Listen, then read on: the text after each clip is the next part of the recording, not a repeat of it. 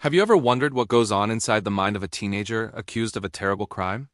The British series Adolescence throws us right into this question, introducing us to Jaie, a young man accused of murder.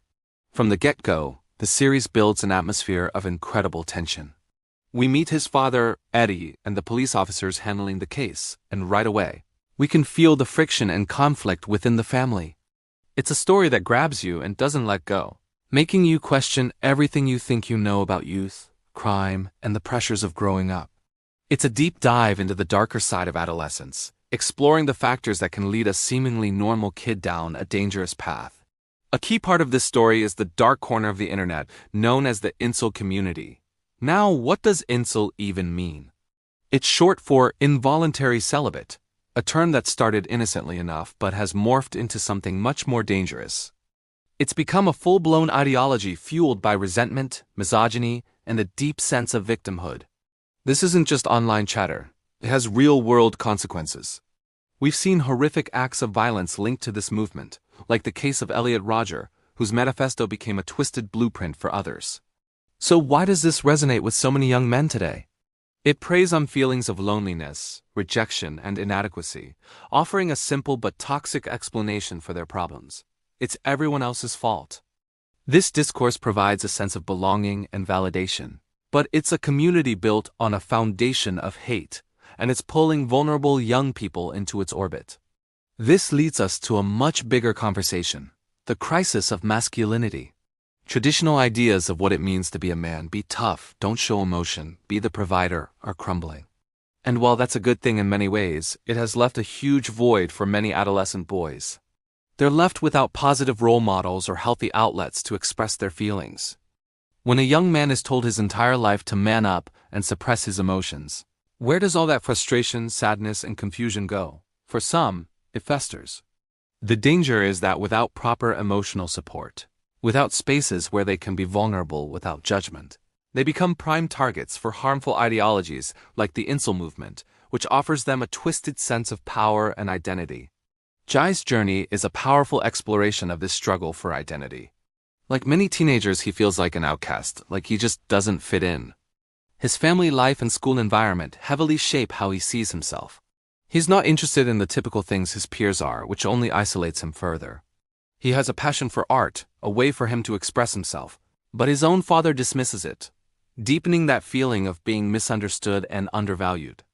When a teenager's primary way of making sense of the world is brushed aside, it reinforces the idea that who they are isn't good enough.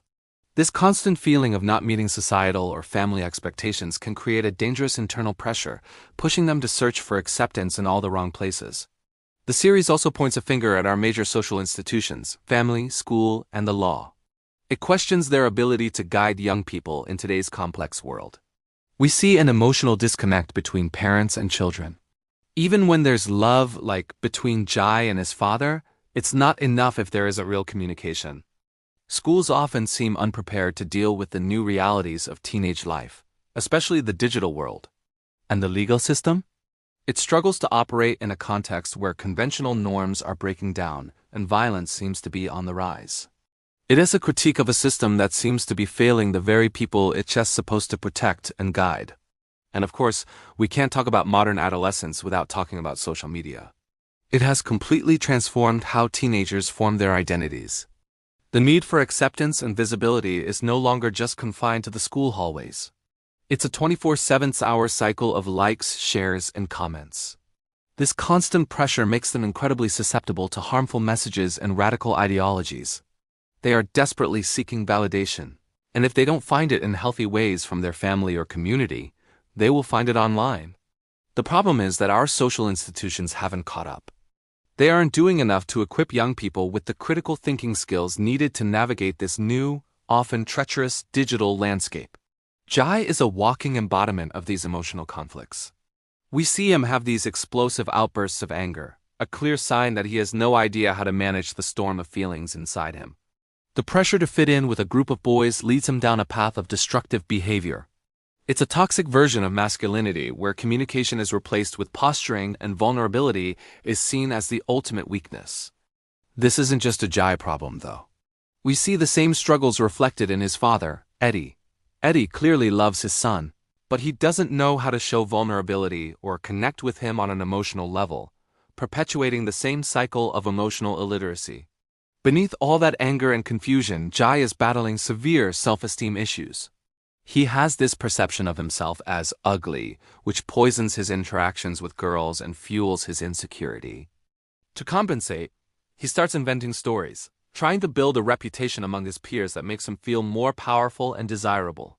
This is where the toxic discourse around masculinity and the quest for social status really take hold, warping his behavior towards women. He's not just a bad kid. He is a deeply insecure young man whose search for validation has been corrupted by harmful ideas about what it means to be a man and how to gain respect. What's fascinating and chilling about Jaie is his intelligence. It's his greatest weapon and his primary defense mechanism. He uses his sharp analytical mind to manipulate situations and protect himself from emotional exposure. He's calculated, often using his intelligence not to understand himself, but to deflect blame and cover his tracks. The social pressures he's under, combined with the Incel ideology he's absorbed, completely color how he interacts with people. He uses his intellect to justify his harmful attitudes, creating a rational-sounding framework for his resentment and actions, making him even more difficult to reach. But then there's Bryony. His relationship with her reveals a completely different side of Jaie, desperate longing for the genuine emotional connection he's never had. With her, he doesn't have to pretend. Bryony accepts him, listens to him, and offers him an emotional refuge that is completely new to him. This connection is his lifeline. His terrified reaction when he thinks he might lose her shows just how vulnerable he really is. It proves that underneath all the layers of anger and manipulation, there's a young man who is just desperate to be heard, seen, and valued for who he truly is. After the crime, the focus shifts to the devastating impact on Jaie's family. They are now facing the consequences, grappling with social stigma, media scrutiny, and their own overwhelming guilt. His parents are forced to look back and question everything. Where did they go wrong? Could they have done more? The family dynamic is shattered, exposing all the unspoken frustrations and pain that were simmering beneath the surface. It's just a heartbreaking look at how one person's actions can create ripples of suffering that tear a family apart from the inside out. Ultimately, the series is a powerful cautionary tale about the absolute necessity of emotional connection within the family. It shows that a lack of genuine communication can have catastrophic consequences for young people. It's not enough for parents to just be present or to love their children from a distance. They need to actively create a safe space where their kids feel comfortable expressing their deepest fears, insecurities, and feelings without fear of judgment. In our modern world, if that emotional void isn't filled by family, it will be filled by something else.